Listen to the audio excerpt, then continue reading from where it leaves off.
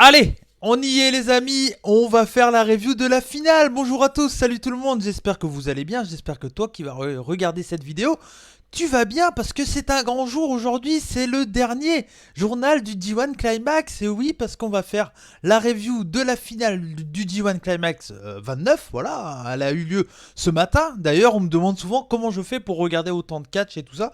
C'est simple, quand je mange le midi, je regarde du catch et j'ai regardé ma finale sur mon portable, que j'ai pas, sinon je vous l'aurais montré.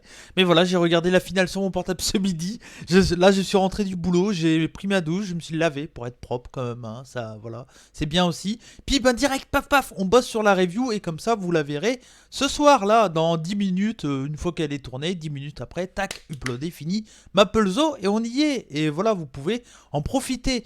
Donc voilà, et c'est ça qui est bien, c'est que j'ai une bonne co. Ça aide beaucoup pour le coup, j'avoue.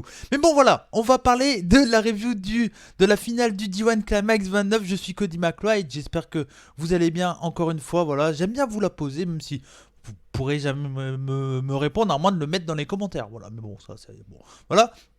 Et on va faire également, bien sûr, le bilan parce que j'ai demandé vos retours. J'ai fait un petit sondage hier sur Twitter. Voilà, j'ai fait un sondage où je vous ai proposé plusieurs réponses. Comment avez-vous trouvé ce D1 Climax? Il y avait magnifique, bien, nul à chier, je n'ai pas vu. Enfin voilà, c'est à peu près les trucs. Et donc, ça, et je vous ai demandé si vous avez le temps également de laisser des petits commentaires. Et certains d'entre vous ont laissé des commentaires, et une personne a laissé un pavé entier, mais ça j'y reviendrai en fin d'émission.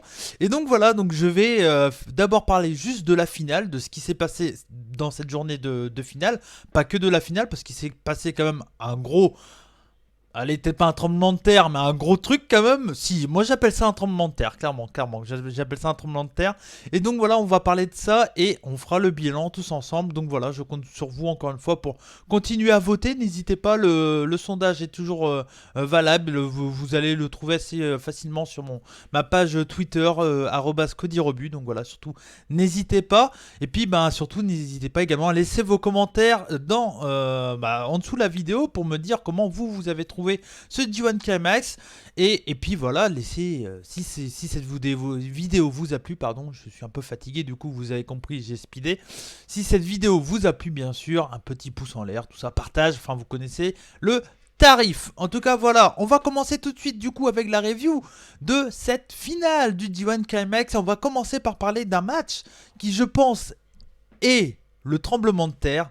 Je vais parler du match qui a eu lieu entre Tomohiro Ishii, Yoshihashi et Kenta qui étaient en équipe face au Bullet Club, donc Tamatonga et Tangaloa et Bad Luck Fale. Tamatonga et Tangaloa qui ne sont plus champions Airweight, ils les ont perdus contre les Briscoe Brothers dans un Leather War ce week-end. Donc là ils étaient de retour au Japon avec les titres IWGP. Et alors j'ai vu le combat très rapidement, comme vous l'avez compris, j'ai vu le show en 1 heure sur mon portable, donc je me suis vraiment concerné sur la finale, mais j'ai zappé pour voir s'il y avait eu des gros trucs. Effectivement, c'est un gros truc. En gros, pendant ce combat, on sent, de ce que j'ai vu, on sent un Kenta qui est très loin de Ishii, de Yoshihashi, tout ça. Et moi, je me suis dit, c'est cool, parce que clairement, je me suis dit, moi, je vous l'ai déjà dit dans la review du D1 Climax, que moi, ce que je veux voir, c'est Kenta contre Ishii pour le titre Never. Et je me dis que ça pourrait être super bien, quoi. Ça pourrait donner un super combat. Donc je me dis bien quoi, et donc il y a le combat qui se passe et Kenta s'éloigne du ring et reste au niveau de l'entrée, et à un moment il re-rentre dans le ring et là il commence à taper Ishii, et là je me dis putain trop bien, donc Kenta qui est totalement heal pour le coup, mais pour le moment on sait pas trop, il attaque que Ishii, et là on voit tous les mecs du Bullet Club qui commencent à attaquer Ishii, tout ça, donc on se dit putain c'est quoi ce truc, et là Shibata qui arrive quoi. Shibata il court, il monte sur le ring et il voit Kenta, il lui met un gros coup d'avant-bras dans les dents. Je crois qu'il vire 2-3 mecs du BC et il défonce Kenta. Là tu te dis mais Shibata est cleared. Shibata il peut recatcher en fait. Et là il enlève son t-shirt, le mec il est fit de ouf et il défonce Kenta. Donc j'ai popé, déjà je me dis putain Kenta tourne heal. Enfin, vraiment, il était déjà plus ou moins heal, hein. Je vous en avais déjà parlé dans les reviews.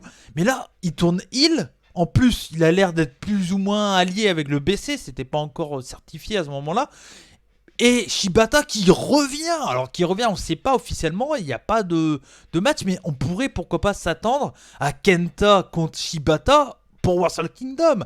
Et vu qu'en plus c'est sur 2 jours, bah voilà, il va falloir la remplir, la carte de 2 jours. Donc clairement, je me dis putain, si t'as ça, ah, j'ai popé. J'étais dans ma voiture. Imaginez-vous, moi, à midi, en train de manger mon sandwich, en train de regarder le D1 Climax sur mon petit portable, posé sur mon volant. J'étais là. Oh putain, Shibata, Shibata. J'étais trop content. Et c'était trop, trop bien. Et du coup, le Bullet Club qui intervient. Et qui tape et qui défonce la tronche à Shibata. Il a pris des gros bums, donc clairement je me dis, s'il prend des bums comme ça, il est quand même clear. Et vu comment il était... Enfin, c'était la même sensation que quand il y a eu le retour de Brian, un peu pour moi. On le voit faire des moves, on fait non mais fais pas ça, tu sors d'une grosse blessure et tout. En même temps il a l'air d'être tellement frais, on dirait qu'il a jamais été blessé. Donc c'est vraiment des machines aussi ces mecs là, hein. Voilà, ils sont incroyables. Et du coup il prend des bumps assez violents quand même de la part comment dire, du Bullet Club, pardon, excusez-moi, et il prend même un Go to Sleep de Kenta, super bien, magnifique Go to Sleep, super bien vendu, et bien porté, vraiment bien porté de la part de Kenta, et là voilà, hop, ils font le signe du BC, paf, et donc du coup Kenta rejoint le Bullet Club. Waouh! Ouah. J'étais trop content. Enfin, content, oui et non. Je dis, t'as quel bâtard! Et en même temps, waouh! Là, il tape très fort le Bullet Club parce que là, t'as Kenta qui est l'ennemi de la NJPW depuis pas mal de temps quand même parce il a été rejoint, il était chez Noah, il a rejoint la VVE, donc il a jamais voulu aller chez NJPW entre guillemets. Là il revient au Japon chez NJPW grâce à Shibata. Shibata qui est, même sans vraiment être un grand pote de Ishii, il y a toujours eu de gros respect. Ils ont fait des matchs exceptionnels les deux pour le Team Never. Je vous conseille si vous avez jamais vu les Shibata Nagata, les Shibata Ishii, tout ça. Enfin, c'est magnifique. Hein. Je crois que c'est au Wrestle Kingdom 11 où il y a le Shibata Ishii qui est magnifique. Ou Shibata Goto, je sais plus. Enfin, en tout cas, il y a un des deux qui est incroyable. Et voilà, et là je me dis, mais qu'est-ce qui se passe quoi? Et c'était génial, c'était génial. Donc du coup, nouveau membre dans le Bullet Club, c'est Kenta. Donc là, ils ont un Bullet Club vraiment qui est Jay White en leader. Là, tu peux penser donc Kenta en lieutenant, clairement. Et puis bah derrière, bon, t'as les habituels, t'as les juniors quand même, comment dire, merde. Tomohiro. Non, pas Tomohiro. Comment il s'appelle? Merde, putain, j'ai oublié son nom. Bref, il y a El Fantasmo et. Ça va pas me revenir. Ah, ça va m'énerver. Bon, ouais, j'ai oublié. Bref, j'ai oublié. Peut-être que ça va me revenir. Vous voyez l'autre junior, l'ancien champion IWGP Junior. Que putain, j'arrive pas à m'en souvenir. Bref, c'est pas grave, je vais pas passer 15 ans, vous aurez deviné de qui je parle. Donc voilà, donc c'était vraiment génial, et je suis très content d'avoir vécu ça dans ma voiture. C'était bien, c'était Taiji Ishimori, voilà, ça m'est revenu, Taiji Ishimori qui était là. Donc voilà, Kenta, nouveau membre du Bullet Club, incroyable. Et puis Shibata quoi. Shibata, alors officiellement, on sait pas s'il est de retour vraiment, mais moi je dis, à mon avis, avec ça, t'es obligé de faire une storyline qui t'amène à Wrestle Kingdom. Si Shibata peut pas catcher beaucoup et tout, et qu'il peut catcher juste une date, c'est pour Wrestle Kingdom contre Kenta. T'as envie de voir Shibata Kenta, clairement. En attendant, tu peux faire Kenta. Même en attendant, tu peux faire Kenta Ishii, prendre le titre à Kenta, et pour le Team Never, Shibata Kenta. Maplezo, le booking est fait, les amis. Ben oui. Donc voilà. Donc très bien. J'essaye d'aller assez vite pour pas perdre de temps. Et en fait, je fais n'importe quoi. C'est pas ça. Hop. Donc voilà. Ensuite, on a eu un bon truc dans cette journée de finale. Il y avait un match par équipe entre Okada qui était en équipe avec Tanahashi face au Suzuki Gun, donc Minoru Suzuki et Zack Sabre Jr. Et à la surprise un peu de tout le monde, le frais, parce qu'il était frais, il n'a pas fait le D1 Climax, le frais Minoru Suzuki a piné et a gagné contre Kazushika Okada. Il lui a fait le God's Rage Powerbomb, donc son finish, pour la victoire. Il a donc piné Kazushika Okada. Donc tout le monde un peu sur le cul quand même. Et là, Minoru prend le micro et il défie Okada pour le titre IWGP. Même s'il n'a pas fait le D1 Climax, il faut bien occuper quand même le champion. Et je trouve ça très très cool de faire que Minoru Suzuki, lui, il est frais, il n'a pas fait le D1 Climax. Et donc, du coup, voilà, il a gagné contre le champion IWGP. Et donc, je trouve ça super bien, super bien. Je sais pas trop pour quel truc ça pourrait nous amener. Peut-être Destruction, ou peut-être même pour Royal Quest. Pourquoi pas, encore une fois, hein, il faudra bien trouver des gros main events hein, pour ce show en Angleterre tout de même. Il doit avoir, je crois il y a un show aux États-Unis, pareil. Oui, il y a le show à la ICW Arena, au Hammerstein Ballroom, tout ça. Il faudra bien trouver des main events, tout ça. Donc, ouais, bon, il y a largement de quoi faire. Donc, on aura sûrement, même c'est pratiquement sûr, mais ça n'a pas été encore officialisé, mais voilà, ça a été dit dans le show. On aura Minoru Suzuki contre Okada, sûrement. Et ça, c'est très très bien, comme je pense qu'on aura Zack Sabre Jr. contre Tanahashi, Hiroshi Tanahashi. Putain, j'ai un problème avec les noms aujourd'hui, je suis fatigué.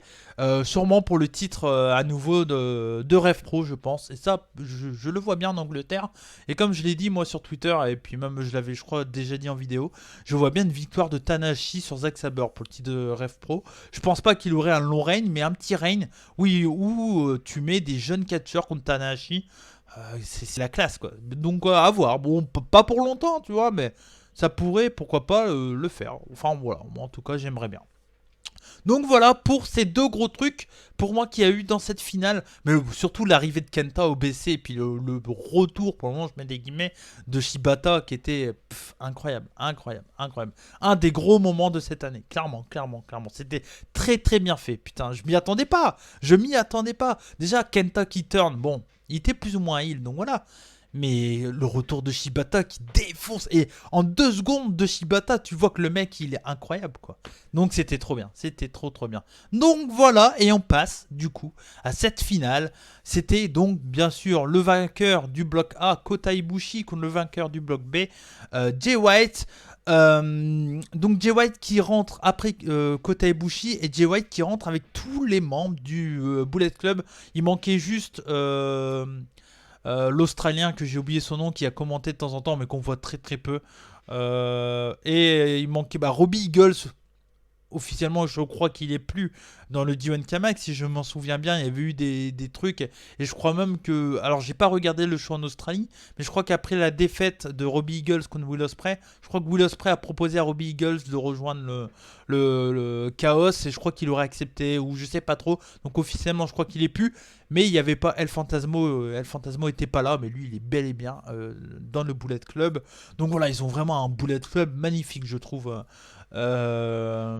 actuel. Franchement, je trouve, parce que Jay White, Kenta, les champions par équipe, Bad Luck Fale, Yujiro Takahashi, El Fantasmo, Gedo, Jado, Tomoyo... putain, j'ai encore oublié son nom. J'ai encore oublié son nom, c'est pas possible. C'est pas Tomohiro Ishii, je sais pas pourquoi à chaque fois je dis ça. Bref, Taiji Ishimori, voilà. Ils ont vraiment il y a vraiment un énorme Bullet Club, je trouve. En tout cas, moi j'aime beaucoup. Donc voilà, donc ils arrivent tous ensemble. Mais là, Red Shoes, il dit non, non, c'est quoi ce bordel? Vous n'allez pas tous squatter en même temps le ring. Clairement, vous dégagez.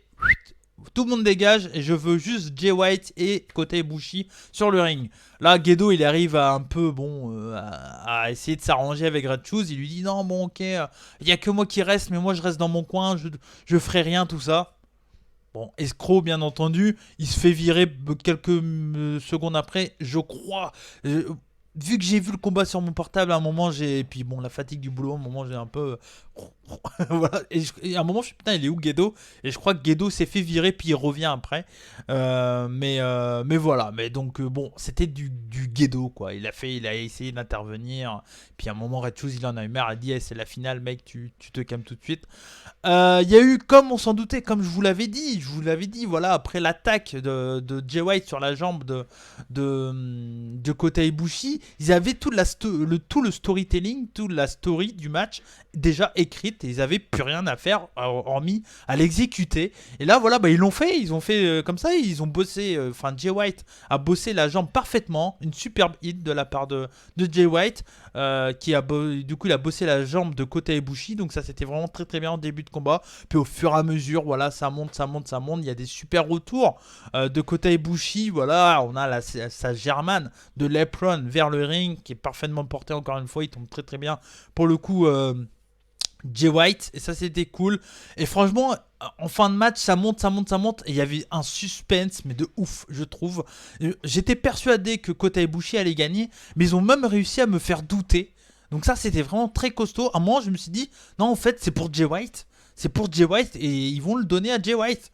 Et j'étais vraiment pas bien. J'étais dans ma voiture en train de bouffer mon casse-dalle. Je fais mes merdes quoi. Je fais putain, non, non, non. Et puis, juste en plus, il fallait que j'aille au taf. Donc je fais bon, allez, faut que le match termine. Parce que bon, voilà. Mais. Et en finale, non. Après, si je m'en souviens bien, je crois qu'il y a un Boumaillé, Inirfol, Kamagoye, je crois qu'il esquive. Et je crois qu'il fait un coup de genou, puis un gros Kamagoye. Nearfall sur le Kamagoye, ouais, c'est ça. Nearfall sur le Kamagoye. Puis il l'enchaîne avec un autre Kamagoye pour la victoire. Kota Ibushi, je crois que c'est ça. C'était vraiment une super finale, clairement. Je l'ai pas mis, donc vous allez voir la vidéo, elle sort demain, mais je l'ai enregistrée hier. La vidéo de mes 10 matchs préférés du G1 Climax. Si j'aurais dû mettre ce match-là dans mon top, je pense que je l'aurais mis deuxième. Donc voilà, vous verrez la vidéo demain, donc vous verrez qu'est-ce que je mets en premier et qu'est-ce que j'ai mis deuxième et que du coup j'aurais mis troisième si j'avais mis ce match. Mais voilà, vous allez voir tout ça demain. Elle sortira à 18h, je crois, la vidéo demain soir. Donc voilà pour cette finale, une super finale. Franchement, je suis vraiment pas déçu. C'était un G1 Climax qui était destiné à Kota Ibushi, clairement, et je vais passer tout de suite au bilan. C'était clairement destiné à Kota Ibushi. On le savait, enfin on s'en doutait. On avait quand même des petits, il y avait du suspense quand même, parce ça pouvait être autant destiné à Kota Ibushi que s'ils ont vraiment envie de pusher Jay White, ils auraient pu le donner à Jay White. Ça aurait été assez mérité. Je trouve que Jay White prenne le G1. C'est un super heel, comme je l'ai déjà dit sur Twitter. Pour moi, c'est peut-être le meilleur heel actuellement. Actuellement pour moi. Et franchement, j'ai vraiment pas été déçu de ce G1 Climax. Qu'est-ce qu'on attend du G1 généralement pour ceux qui le regardent? Et je sais qu'il y a certains d'entre vous que c'était la première fois qui regardaient ce G1 Climax. À quoi tu t'attends quand tu regardes le G1? Déjà, tu sais que ça va être long, donc tu t'attends à avoir au minimum un 4 étoiles à chaque journée. À mon goût, c'est ce qu'on a eu. Vous verrez qu'il y a une personne qui pense pas comme moi. Mais ça, j'y reviendrai. À mon goût, il y a eu ça. Du fun. Il y a eu du fun parce que ils arrivent à te sortir 5 matchs par jour et 5 matchs à chaque fois différents. Il y a eu plein de styles de catch. Il n'y a pas eu de hardcore parce que ça fait pas trop partie du tournoi. Mais il y a eu des matchs avec pas mal de hatfly quand c'était du Will Ospreay, Kota Ibushi, tout ça. Il y a eu du super storytelling avec Tanahashi, avec Okada, avec Sanada, je dirais même avec Moxley. Il y a eu du brawl avec Moxley, Moxley qui a vraiment fait du brawl. Il y a eu du gros Steve du match de Parpin avec Ishii, Takagi. Il y a eu vraiment pratiquement tous les styles de catch. Et c'est vraiment pour moi le meilleur tournoi. En tout cas, peut-être pas le meilleur parce que je sais que je vais pas dire des conneries, mais je sais que par exemple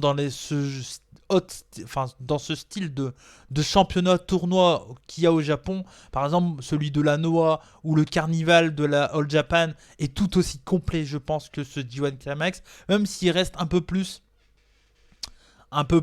japonais. Voilà, il est très dans un style particulier, le style japonais. Je parle surtout du Carnival que j'ai déjà regardé certains matchs. Ça reste un style très puro à mort, quoi.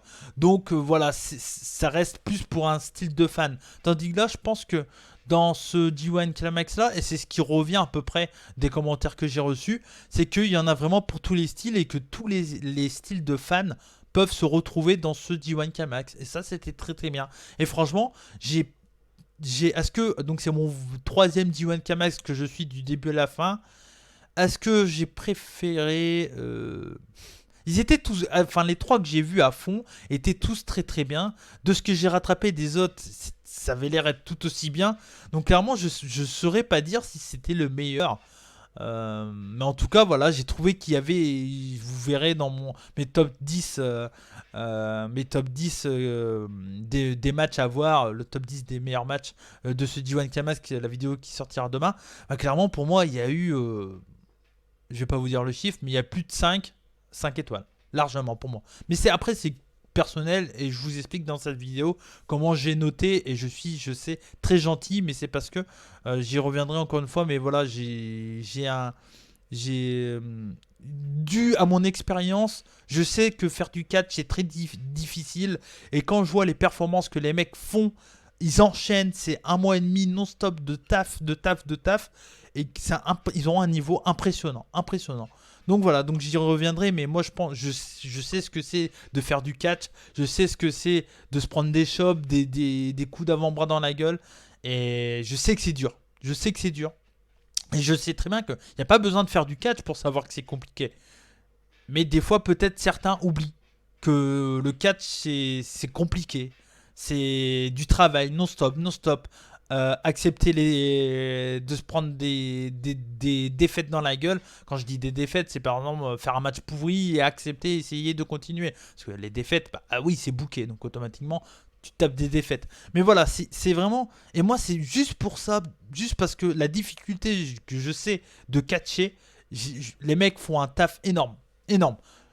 Ils ont vraiment fait un super tournoi. C'est un super tournoi. Je suis vraiment pas déçu d'avoir suivi ce tournoi. Donc voilà, n'hésitez pas à me dire ce que vous avez pensé en gros du tournoi.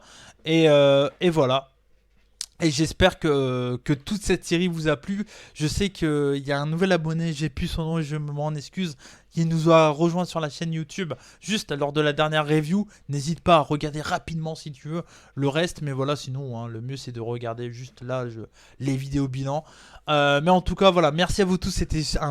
C'était génial de faire ça. Même si je sais que ça fait que entre guillemets 90 vues, pour moi c'est déjà très très bien en moyenne, mais voilà, c'est sûr, hein, j'aimerais que ça fasse 3000 vues, bien sûr, mais bon, ça fait 90, je m'en fous. Moi je sais que ceux qui regardent les vidéos sont contents, ils passent du très bon temps avec moi et avec toute la commu des revues, donc voilà, surtout c'était vraiment un gros plaisir pour moi de faire toutes ces vidéos et c'est pas encore fini parce que maintenant on va arriver à vos avis sur ce D1 Kamax, ceux qui m'ont répondu et ceux qui ont voté pour le sondage, donc voilà, on va faire ça. Et dans la semaine, je sais pas quand, il y aura une toute dernière vidéo sur le D1 Kamax. Ça sera mon top 20, mon classement des meilleurs catcheurs de ce D1 Kamax. Il y avait 20 catcheurs, donc je ferai de la 20e à la première position. Et donc voilà, n'hésitez pas à préparer ça et puis à laisser votre top 20 dans les futurs commentaires de l'autre vidéo. Voilà, comme ça, moi, vous pourrez participer avec moi. Et puis on se fera ça, ça devrait sortir dans la semaine. Mais avant de finir cette vidéo, on va passer du coup à ce que vous avez pensé du D1 Kamax, en commençant par le sondage que j'avais fait. Et je viens de voir que j'ai pas calé la photo du sondage. Je suis vraiment un gros blaireau. Donc voilà. Je vais la caler tout de suite. Hop, et je m'en excuse. Hop, voilà, donc je vous avais posé comme question tout simplement, comment avez-vous trouvé ce D1 Kamax? Il y avait 4 possibilités, il y avait un magnifique D1, donc quand c'est magnifique, pour moi c'est très très bien, que vous avez été satisfait clairement du produit. Bon mais sans plus, voilà, donc quelqu'un qui a trouvé des bons matchs, mais que en moyenne, il a passé du bon temps, mais voilà, sans plus. Pas un bon D1, voilà, j'aurais pu être plus violent et dire à chier, mais j'ai pas dit. Et j'ai pas suivi le D1, alors j'ai mis ça parce que je me suis dit que parmi les personnes qui me follow sur Twitter, vous êtes à peu près 600 actuellement, et je sais qu'il y a certains qui me follow pas qui ont également voté parce que y a eu du RT, tout ça, déjà, je vous en remercie. J'ai mis ça, je me suis dit, parce que je peux comprendre pourquoi on n'a pas suivi le D1, parce qu'on n'a pas tout le temps qu'on veut, parce que c'est compliqué de regarder du catch 3 heures par jour, tous les 2 jours. Enfin, 3 heures tous les 2 jours. Donc voilà, c'est assez compliqué. Donc je peux comprendre. C'est pour ça que je me suis dit, allez, je vais mettre cette possibilité-là, comme ça permet à tout le monde de voter, s'ils ont envie, bien entendu. Donc vous le voyez, donc déjà ce qu'on voit dans ce sondage, c'est déjà que vous avez été plus de 100 à voter, donc déjà un grand merci. Et ça tombe très bien, comme ça, on va pouvoir savoir combien de personnes à peu près ont voté pour ça, parce que automatiquement vous êtes à peu près 100, donc voilà, 45%, ça fait 45 personnes à peu près, sur 100 personnes, donc voilà. Donc déjà, merci à vous tous d'avoir voté, merci à tous ceux qui ont partagé tout ça, ça fait super plaisir, je ne m'attendais pas à avoir 100 votes en l'espace même pas une journée, parce que j'ai mis le sondage hier après-midi, donc voilà. Merci à vous tous. Et donc vous voyez, il y a 45 personnes, 45% qui ont voté Magnifique G1, donc clairement, c'est pratiquement 50% des votants, donc c'est vraiment un très très bon score. Donc on va dire que les trois quarts des gens qui ont regardé, même plus que les trois quarts des gens qui ont regardé ce D1 et qui ont voté à mon sondage, l'ont trouvé bon, parce que quand tu regardes Magnifique D1 plus bon mais sans plus, c'est 45 plus 16%, donc ça fait quand même un peu plus de la moitié qui ont aimé ce D1, qui l'ont regardé et qui ont aimé, donc ça c'est cool. Parmi ceux qui ont regardé mais qui ont détesté le D1 ou pas aimé le D1, il n'y a que 8 personnes sur 100, 8%. Donc clairement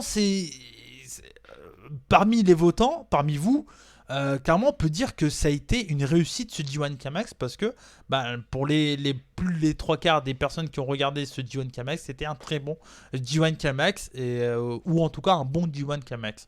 Donc voilà, donc ça c'est bien déjà de voir ça. Et il y a quand même 32%, donc 32 personnes parmi les personnes qui me suivent ou qui ont vu le sondage passer, qui ont dit j'ai pas suivi le D1.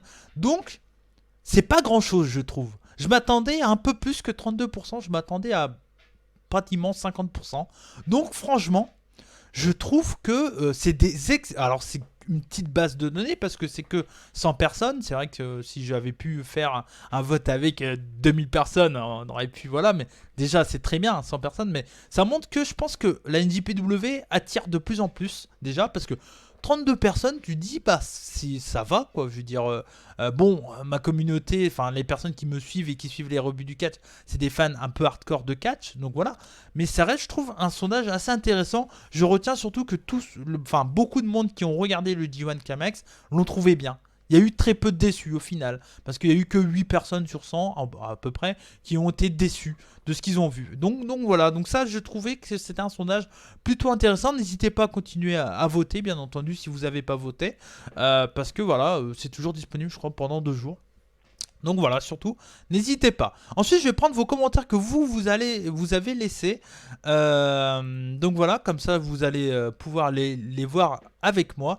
Déjà, on a Mika qui a dit une grande première pour ma part de tout suivre. C'était vraiment incroyable. Donc voilà, Mika, qui est un des bons viewers, hein, qui nous suit beaucoup sur la chaîne des rebuts du catch, qui lui, c'était son premier G1 Kamax. Et il a vraiment trouvé très très bien du début à la fin. Donc il a vraiment pas été déçu d'avoir suivi ce G1 Kamax. Et je pense clairement que l'année prochaine, il fera de même. On a Sylvain Garnalec. Merci à toi, Sylvain. Ça fait plaisir d'avoir commenté tout ça. C'est cool. Merci à toi. Qui nous dit niveau monstrueux cette année. Non, pardon. Niveau monstrueux année après année. Il se surpasse, flippant de qualité tout simplement. Tu as tout dit, Sylvain, je suis totalement d'accord avec toi pour le coup. Et comme le dit Papy Catch, ça me fait plaisir de revoir un message de Papy Catch. On te fait des bisous, Steph. Et Stéphane qui a répondu derrière, je rejoins l'ami Sylvain, rien à redire, c'est toujours un bon tournoi avec du bon catch. Par contre, et j'en suis désolé, tu n'as pas à être désolé, je ne partage pas l'engouement autour de Moxley. Alors oui, moi personnellement, Moxley m'a impressionné dans ce G1 Climax parce que j'y attendais rien. D'après mes souvenirs, Papy Catch n'aimait pas de base chez WWE Dean Ambrose, enfin John Moxley. Donc ça m'étonne pas qu'il aime toujours pas en fait. Parce qu'au final, le personnage de John Moxley et de Dean Ambrose, c'est le même. C'est juste qu'il est un peu plus à fond et meilleure même qualité in ring que chez WWE. Mais sinon, ça reste la même base. Si tu l'aimais pas chez WWE, tu l'aimeras pas en indie ou chez chez All Elite ou chez NJPW, tout simplement. Donc ça, non, t'as pas à être désolé, et je pense que tu n'es pas le seul, papy. Donc voilà, et il y a également William, voilà, qui bouge énormément sur les shows avec avec Céline. Je vous fais des bisous à l'équipe de Paris là, qui bouge énormément sur plein de shows, qui répond pour moi c'est le meilleur. Donc son meilleur G1 pour lui. Tellement indécis, le niveau augmente tous les ans, c'est ouf. Et ça je suis assez d'accord, c'est vrai que c'était assez indécis, mais comme je l'ai déjà dit un peu dans d'autres reviews, à mon goût il faudrait qu'ils arrêtent d'annoncer les matchs au tout début du tournoi. Ils devraient dire à telle date c'est le bloc A, telle date c'est le bloc B, et d'annoncer les matchs jour par jour. Et je pense que ça donnerait encore plus de suspense. Après, je comprends qu'ils le fassent, bien entendu, parce que pour vendre les shows, pour ceux qui vont voir les shows sur place, il faut qu'ils savent qu'est-ce qu'ils vont voir, c'est mieux. Mais je pense que le D1 Climax c'est tellement un tournoi incroyable et hyper connu que clairement, je pense qu'il mérite même d'être vendu sans que les gens savent qu'est-ce qu'ils vont voir, entre guillemets. Juste le nom, pour moi, D1 Climax doit pouvoir faire ramener du monde, quoi, clairement. Et puis tu sais que même si tu sais pas les matchs que tu vas voir, tu sais que si tu es en fin de G1 Climax, tu risques de voir des grosses affiches quoi qu'il arrive. Et puis là, franchement, tout le long du D1 Climax, on avait des belles affiches. Donc voilà, je suis totalement d'accord avec William par exemple. Donc voilà, on avait également du coup, pour avancer dans les commentaires, donc on avait d'autres commentaires. Merci à vous tous, hein, à tous ceux qui ont participé, ça fait vraiment plaisir en tout cas. Je pense que comme je l'ai déjà dit, hein, dans les futurs journal d'un rebut, je ferai de plus en plus de sondages comme ça, histoire de vous faire participer, parce que c'est vraiment aussi ce qu'on a envie de faire, Minou et moi, sur la chaîne des rebuts du catch, c'est vous faire participer de plus en plus. On a Flo, AxeFlo 123 qui nous dit je crois n'avoir jamais terminé une journée du G1 en étant déçu, le souffle coupé, la boule au ventre, quelques perles inoubliables, et ça je suis totalement d'accord. Vous verrez ça demain en regardant la vidéo de mon top 10, mais oui, moi je suis totalement d'accord, il y a des matchs que j'oublierai pas, c'est sûr et certain. Je suis d'accord avec toi, Flo. Il y a Orsafael qui est lui actuellement, voilà, comme il le dit, il dit j'ai pas suivi par manque de temps, donc c'est pas qu'il aime pas, c'est juste par manque de temps. Je suis dans une période creuse pour le catch, voilà, actuellement il est moins dans le catch, mais au moins je trouve qu'il a l'honnêteté de le dire pour le coup, et voilà. Et c'est pas parce qu'il déteste le produit, c'est juste que actuellement, et ça peut être compréhensible, il est pas trop catch, et voilà, c'est normal, et il n'y a pas de problème. Merci à toi Orsa pour ton commentaire. On a Hippolyte Dan Belton qui dit je n'ai pas compris le booking du bloc B. Ici, MVP du tournoi que j'aurais bien aimé voir récompensé par une finale qui aurait été fabuleuse face à Ibushi. Alors, la bonne question, je pense, Hippolyte, c'est soit tu n'as pas compris le bloc B ou tu n'es pas content du vainqueur. Parce que là, c'est une différence. Parce que je trouve que le booking du bloc B est simple. C'est que c'était un bloc hyper serré en fait. Et que en gros, Jay White a eu du mal contre les membres de Chaos qui sont ses pires ennemis. Voilà. Il a eu du mal à les vaincre. Et puis, il y a eu il y a eu un déclic et ça l'a fait remonter. À l'inverse de Naito et de Jay White, John Moxley a super bien commencé et sa première défaite contre Toru Yano, ça a été la descente aux enfers pour lui. Ça a été voilà un choc et derrière il a enchaîné les défaites jusqu'à perdre à la fin contre Juice Robinson. Donc enfin, moi personnellement ça me paraît hyper compréhensible et simple en fait. Et habituel d'un D1 Climax clairement. On a eu les deux constructions simples du D1 Climax. Un bloc où c'est juste deux mecs qui se défient au fur et à mesure.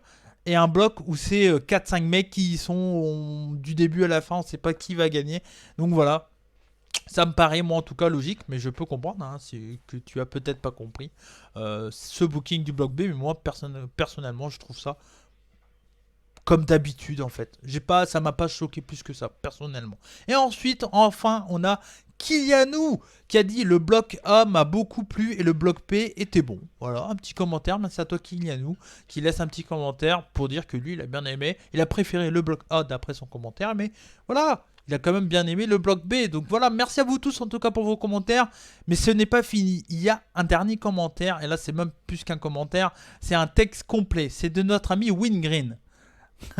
Pour ceux qui le connaissent, quand je dis le nom Wingreen, vous vous en doutez que NJPW Wingreen actuellement, c'est pas très bon. Et effectivement, notre ami Wingreen, alors je m'en excuse parce que j'ai essayé de caler les images pour que vous pouvez lire un peu, mais si vous voulez voir tout parce que là j'ai pris juste certains moments de son texte qui est assez long. Si vous voulez voir tout son avis sur le D1 Climax, je le mettrai en commentaire. Dans le commentaire, pardon, dans la description. Donc voilà, vous pourrez retrouver son avis entier, total. Et donc, bah, n'hésitez pas à le lire. Alors, il va faire parler cet avis, clairement, parce qu'il fait partie clairement des 8% qui ont voté c'est pas bien. Donc voilà, donc je vais lire avec vous ce que j'ai mis en overlay. Donc il a dit, cette édition 2019 du D1 Climax est à bien des égards désespérant et révoltant. Ah ouais. Ah, ça commence bien. Alors ça c'est la première phrase. 18 journées au niveau extrêmement faible dans sa globalité, qui pourtant se retrouve encore largement plébiscité et encouragé. Alors, je veux pas arriver à ça. Je ne veux pas, mais Wingreen, tu m'obliges. Tu m'obliges. Je suis désolé. Je voulais jamais arriver à ça et à dire à quelqu'un, mais va faire du catch, tu verras que c'est difficile. Mais là, pour le coup, je suis un peu... Je suis désolé, mais... tu te rends compte des efforts qu'ils font les mecs ou pas? Je sais pas. Je sais pas si du coup tu te rends compte des efforts que c'est d'être catcheur, de faire du catch, de faire ça toute l'année, de s'entraîner tous les jours et de faire un tournoi d'1 mois et demi. Je sais pas si t'as... parce que je sais que t'es pas malveillant. Mais est-ce que tu te rends compte de ce que tu dis? Parce que même juste courir dans les cordes, c'est compliqué et ça s'apprend pas comme ça. Donc je vais pas te dire... va faire un entraînement de catch, tu verras, c'est compliqué. Je pense que tu sais que c'est compliqué. Mais pourquoi tu dis ça d'un niveau extrêmement faible? C'est... Enfin, je sais pas. T'aurais dû dire ça à Will Ospreay quand il était à la PC. Je pense qu'il t'aurait répondu, mais viens sur le ring, tu vas voir, fais un flip. Fais un flip et on en reparle. Putain, c'est fou quand même.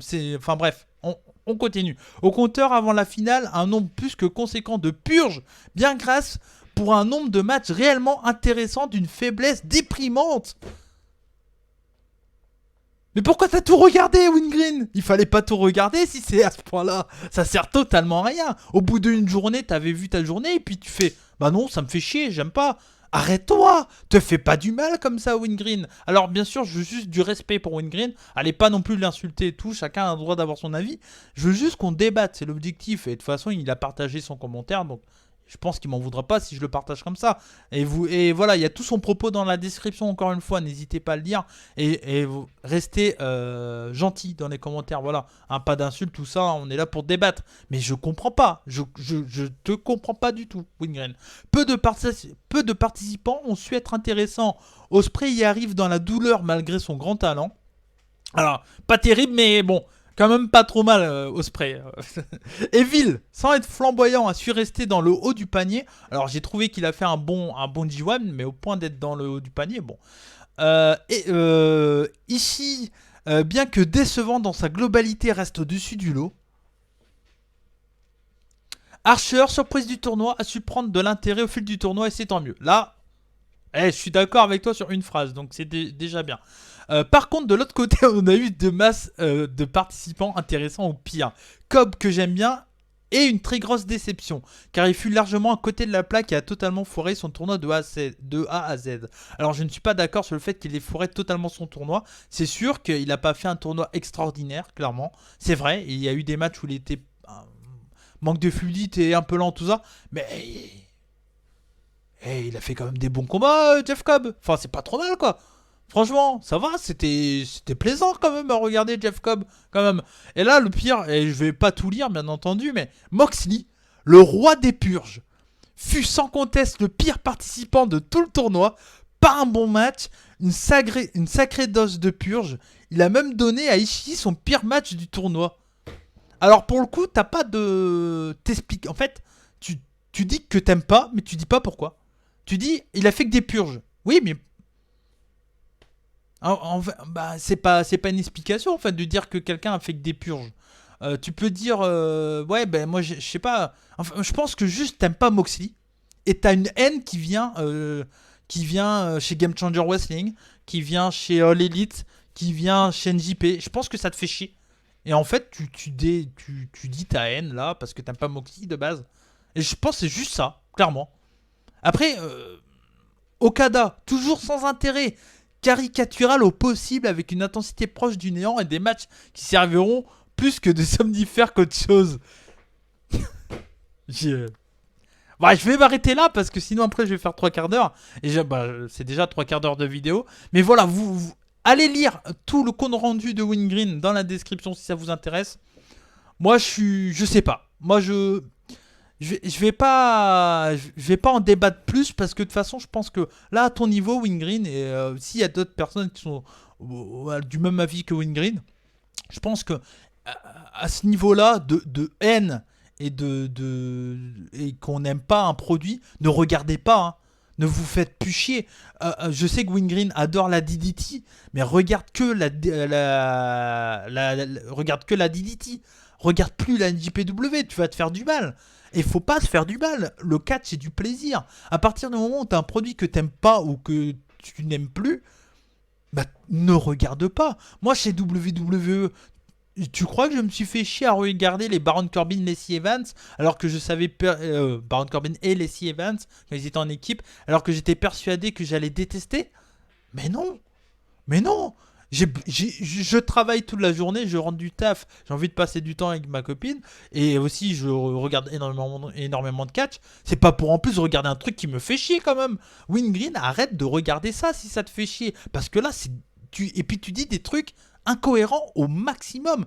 Je suis désolé de dire ça, mais c'est impossible. Tu peux pas dire que un mec comme Okada est nul dans le ring et tout sans que toi t'aies monté une fois. Je suis désolé de dire ça, mais arrivé à un moment, je suis obligé.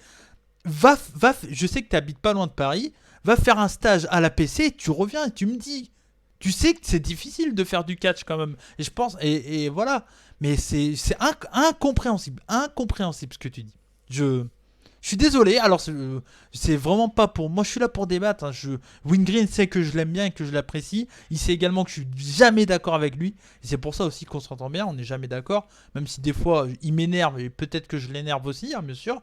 Ça va des deux côtés. Mais ici on accepte tous les commentaires, tous les avis. Mais là franchement c'est... En tout cas, voilà, ça fait débat. Maintenant, la zone commentaire est à vous. N'hésitez pas à répondre. En tout cas, voilà, c'était le gros bilan du G1 Climax par Cody McLeod et vous. Parce que clairement, vous avez vu, vous avez fait la vidéo avec moi. Pour le coup, merci à vous tous. C'était un grand plaisir de faire ce journal du G1 Climax 29 avec vous tous pendant 1 mois et demi, 2 mois. C'était vraiment génial. Merci à vous tous. Et j'espère que ça vous a plu. Je sais que certains d'entre vous nous ont rejoints dans l'aventure des rebuts du catch. Donc voilà, n'hésitez pas à venir également pour l'émission, le rebut hebdo, tous les jeudis à 20h30 où on parle de plein de styles de catch. Voilà. Surtout, n'hésitez pas. En tout cas, qu'on a aimé ou pas ce G1 Climax, voilà, c'est notre passion et ça fait parler. Restez juste cool, voilà, pas d'insultes, hein, vous voyez, je me suis pas emporté non plus, voilà, on peut rester cool, Wingreen a le droit de dire son avis, bien sûr, voilà, c'est juste, arrive un moment, on peut plus se comprendre, mais c'est pas grave, on se comprend pas, c'est pas grave, mais juste dernier conseil, si un truc vous plaît pas, le regardez pas, hein, ça sert totalement à rien, clairement, et calculez bien un truc, faire du catch c'est dur, c'est difficile et tu dois... faire du catch, c'est une vie entière. Tu peux pas faire un tout petit peu du catch. C'est soit t'en fais ou soit t'en fais pas. C'est obligé. C'est comme un mec qui veut faire de l'e-sport sur Call of Duty. C'est soit il joue que à Call of Duty, soit il joue à d'autres jeux, mais il sera jamais très bon. Bah dans le catch, c'est exactement pareil. Donc voilà. Et c'est pour ça que j'ai arrêté personnellement. Parce que j'aime plus faire d'autres choses que faire du catch. Je préfère regarder que en faire. Et c'est pour ça que j'ai décidé au bout de 4 ans de catch, de m'arrêter et de passer arbitre. Et c'est également pour ça que j'ai arrêté de passer d'arbitre à spectateur. Parce que je préfère regarder que en pratiquer. Mais bon voilà, c'est un autre truc. En tout cas, merci à vous tous. Il reste encore une vidéo, ça sera mon top 20 de tous les catcheurs de NJPW, ça devrait sortir très rapidement. Merci à vous tous, c'était Cody McLeod pour la chaîne des rebuts du catch. Je vous fais des bisous et comme on dit chez nous, banzai. Et surtout n'oubliez pas, soyez curieux. Ciao. C'était du sport, hein, cette vidéo.